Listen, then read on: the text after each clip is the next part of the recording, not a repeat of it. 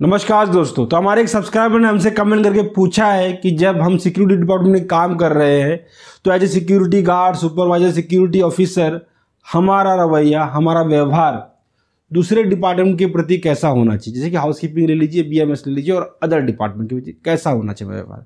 तो व्यवहार एक मानवीय गुण है और जो मानवीय गुण होते हैं वो अच्छे बुरे होते हैं। अब व्यवहार जो गुण है ये आपकी मानसिकता से उत्पन्न होता है। आपकी मानसिकता कैसी है उस पर आपका व्यवहार उत्पन्न होगा। और ये मानसिकता जो है उस वस्तु, विषय और व्यक्ति के महत्व की ज्ञान और ज्ञान से उत्पन्न होती है। अगर किसी वस्तु, विषय, व्यक्ति का प्रति आपका जो ज्ञान है वो सही है, आपको ज्ञान है उस वस्तु, उस इंपॉर्टेंस पता है उस वस्तु का, तो आपकी मानसिकता अच्छी होगी, आपका व्यवहार भी अच्छा होगा। अगर किसी वस्तु, विषय, व्यक्ति के इंपॉर्टेंस का आपको ज्ञान नहीं है, उसका महत्व का अज्ञान है आपके पास, तो उसके प्रति आपकी मानसिकता बुरी होगी और आपका व्यवहार भी बुरा होगा। अब ये थियरी थी, जरा इसको एग्जाम्पल समझिए। जैसे कि माता पिता इस धरा पर, इस भूतल पर पैदा होने वाले प्रत्येक प्राणी को माता पिता का सुख प्राप्त होता है, लेकिन बहुत सारे अभागे हैं जिनको माता का सुख प्राप्त नहीं होता है तो किसी को पिता का सुख प्राप्त नहीं होता। और बहुत सारे अभागे ऐसे भी हैं फ्रेंड्स जिनको दोनों का सुख प्राप्त नहीं होता। तो ऐसे लोगों को देखेंगे प्रायः, तो अभाव के कारण क्या होता है, इनको माता पिता के महत्व का ज्ञान होता है, तो इनकी मानसिकता भी अच्छी होती है। तो इसीलिए बड़े बूढ़ों के प्रति, माता पिता के प्रति, दूसरे के माता पिता के प्रति भी इनका व्यवहार प्रायः अच्छा रहता है। दूसरी तरफ देखिए, कई लोग हैं जो अपने माता पिता को पत्नी के कहने पर वृद्धाश्रम छोड़ाते हैं। अब क्यों? क्योंकि लाली लिपस्टिक, चाट चाउमीन की ख्वाहिशें इनकी पूरी नहीं पा रही है मैडम की। अभी जो कमाई घर में आ रही है उनके माता पिता के दवाइयों में खर्च हो जा रही है, इसलिए अब इनके बच्चों का सब भरण पोषण नहीं हो पा रहा है, इनकी ख्वाहिशें पूरी नहीं हो पा रही है। और ऐसा कहने पर वो व्यक्ति क्या करता है, उस माता पिता को ले जाते वृद्धाश्रम छोड़ देता है। लेकिन इस पत्नी को पता नहीं है कि इसका पति कभी उनका बउआ था।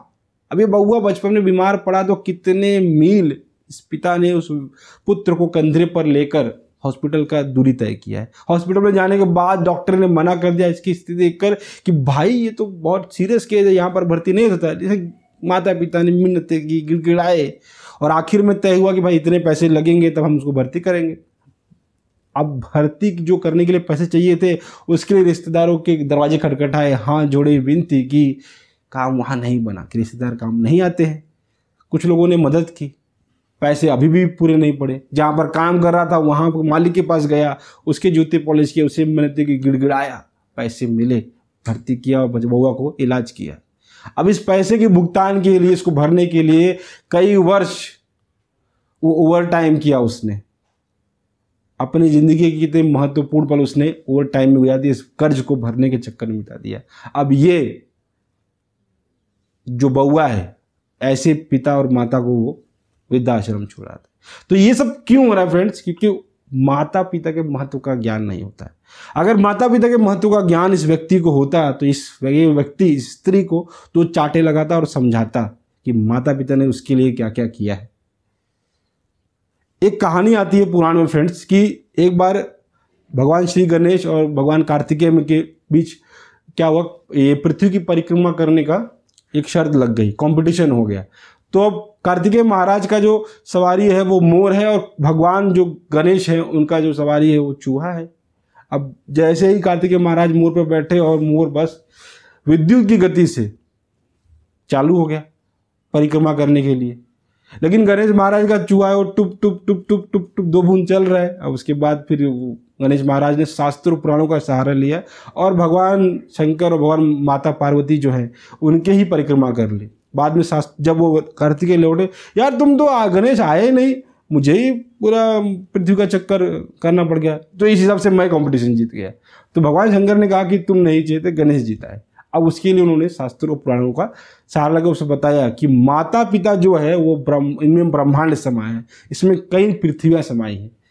तो कई पृथ्वियों के चक्कर भगवान श्री गणेश ने लगा लिया। अब ऐसा नहीं है कि भगवान कार्तिकेय को पता नहीं था कि माता पिता का महत्व क्या होता है, शास्त्र नहीं पता, पुराण नहीं पता थे, उनको भी पता था। भगवान ऐसी लीलाएं करते हैं हम मनुष्यों को, हम तुच्छ मनुष्यों को ज्ञान देने के लिए कि माता पिता का महत्व क्या है। तो ये है फ्रेंड्स माता पिता का महत्व। करोड़ों ब्रह्मांड, करोड़ों सूर्य, करोड़ों पृथ्वी के बराबर है माता पिता, और ऐसे माता पिता को लोग वृद्धाश्रम में छोड़ देते हैं। तो ये क्यों हुआ फ्रेंड्स? तो क्योंकि महत्व का ज्ञान नहीं था।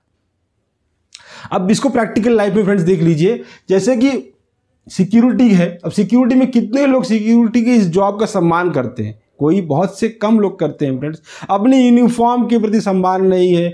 अब उस काम के उनका घर चल रहा है, उनकी ज़रूरतें पूरी हो रही हैं, लेकिन फिर भी संतोष नहीं, यार ये क्या काम है, अच्छा काम नहीं है। सिक्योरिटी काम भी कोई काम है? हाँ, जब कोई जानवर नहीं मिलता है तो हम लोग बंदर पाल लेते हैं, कोई काम नहीं मिलता हम सिक्योरिटी का काम करते हैं। हाँ फ्रेंड्स, ये सही बात है कि हम सिक्योरिटी में बाय चांस आते हैं, बाय चॉइस तो कोई आना पसंद नहीं। किसी ने भी अपने स्कूल टाइम में, अपने बचपन में इसीलिए पढ़ाई तो नहीं की थी कि हम सिक्योरिटी में, अब जॉब नहीं मिलती। लेकिन फ्रेंड्स, सिक्योरिटी बहुत अच्छा फील्ड है, ठीक है। देश की सीमा की रक्षा करने वाले उस सैनिक में और आप में कोई फर्क नहीं है। वो देश की सीमा की रक्षा कर रहा है और आप उस प्रीमाइसेस की रक्षा कर रहे हैं। उसके रहते हुए कोई आतंकवादी घुस नहीं सकता और आपके रहते हुए कोई अनवांटेड व्यक्ति वहाँ प्रीमाइसेस में नहीं आ सकता। तो क्यों आपको ये बैड फील हो रहा है? तो ये ऐसा व्यवहार क्यों हो रहा है फ्रेंड्स? क्योंकि आपको महत्व का ज्ञान नहीं है। आपके मन में, आपके बुद्धि में अज्ञानता का अंधेरा छाया हुआ है। तो इस वजह से हम लोग सिक्योरिटी को सम्मान नहीं दे पाए। तो कोई भी काम कीजिए आपको अर्थ की प्राप्ति होगी। अर्थ से क्या होता है? आपके और आपके परिवार का भरण पोषण होता है, और इससे क्या होता है? संतोष उत्पन्न होता है। संतोष से प्रेरित आत्मा उस व्यक्ति के प्रति आभार, प्रेम प्रकट करती है और सम्मान प्रकट करती है। अभी उसको एग्जांपल जरा समझ लीजिए, ठीक है। लोग कहते हैं कि कोई काम छोटा बड़ा नहीं होता, लेकिन जानते हैं इसको, मानते नहीं है। अब कैसे कोई काम छोटा बड़ा नहीं होता है फ्रेंड्स? अब एग्जांपल समझिए। मान लीजिए आपकी पत्नी का बर्थडे है, आपने सरप्राइज दिया, घर सजाया, लोगों को बुलाया, रिश्तेदारों को बुलाया, और इस पूरे तामझाम में आपके 3000 रुपये खर्च हो गए। पत्नी आखिर में आपसे क्या करेगी? आपके प्रति सम्मान प्रकट करेगी, आपसे अच्छा व्यवहार करेगी, जो करती नहीं अक्सर पत्नियां, लेकिन ऐसा करेगी, वो खुश रहेगी उस दिन। मान लीजिए अंबानी की पत्नी का बर्थडे है, नीता अंबानी का बर्थडे। अब क्या करेगा? वो क्या करेगा? जयपुर का पैलेस, जहाँ पर एक दिन के जो ठहरने की कीमत है वो 6 लाख रुपए है, दुनिया भर के सेलिब्रिटी को बुलाएगा, उनको पिकअप ड्रॉप फैसिलिटी देगा, नाच गाने होंगे। लता मंगेशकर को, अब जिसे हम लोगों ने घर में म्यूजिक सिस्टम लगाया था, वो लता मंगेशकर को गाने के लिए बोल देगा। वो जो सिंगर वगैरह हैं, रियल सिंगर, उनको लाके खड़ा कर देगा, भाई तू चल, नेहा कक्कर चल तू गाना गा।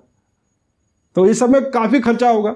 अब मान लीजिए पूरा खर्चा 300 करोड़ रुपए होगा। अब आखिर में क्या होगा? आखिर में नीता अंबानी क्या करेगी? संतोष प्रकट होगा, और संतोष से आभार, सम्मान, प्रेम मिलने वाला है। तो देखिए, इस व्यक्ति को भी क्या मिला? आभार, सम्मान, प्रेम। मुकेश अंबानी को भी आभार, सम्मान, प्रेम। ये जो थोड़ा महंगा 300 करोड़ में मिला और ये 3000 में मिल गया। तो क्या हुआ? दोनों ने खर्च किया क्या? अर्थ। क्या हुआ? संतोष उत्पन्न हुआ। संतोष से क्या? आभार, प्रेम और सम्मान ही मिला।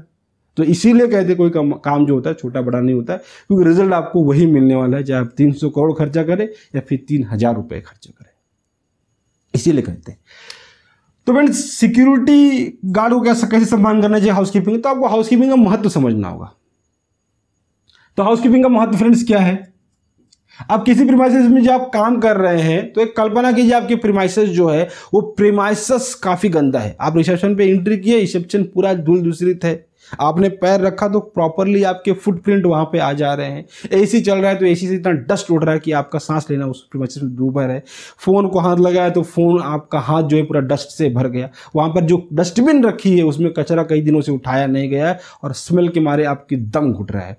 टॉयलेट में गए, टॉयलेट शीट जो की तरह जैसे बीएमसी का टॉयलेट होता है वैसे बस वैसी स्थिति उसकी है। टॉयलेट पेपर नहीं है, नल चालू किया तो पानी गंदा आ रहा है, हाथ धोने के लिए साबुन नहीं है। कैंटीन में गए कुछ खाने के लिए तो कैंटीन पूरा बास मार रहा है, टेबल है उस पर धूल जमी हुई है, काफ़ी दिन से साफ़ वगैरह नहीं किया गया है। वहीं पर कचरा है, वहीं पर पूरा चूल्हा वगैरह साफ़ वगैरह नहीं किया गया है और वैसी स्थिति में आपको खाना पकाया। तो ऐसा खाना खाना पसंद करेंगे? वर्क स्टेशन में गए तो पूरा कंप्यूटर वगैरह सिस्टम वगैरह पूरा धूल दूसरित है, ठीक है। तो ऐसे प्रीमाइसेस में आप काम करना पसंद करेंगे क्या? तो ये स्थिति उत्पन्न होगी अगर किसी प्रीमाइसेस में हाउसकीपिंग नहीं होगा, साफ करने वाले लोग नहीं होंगे।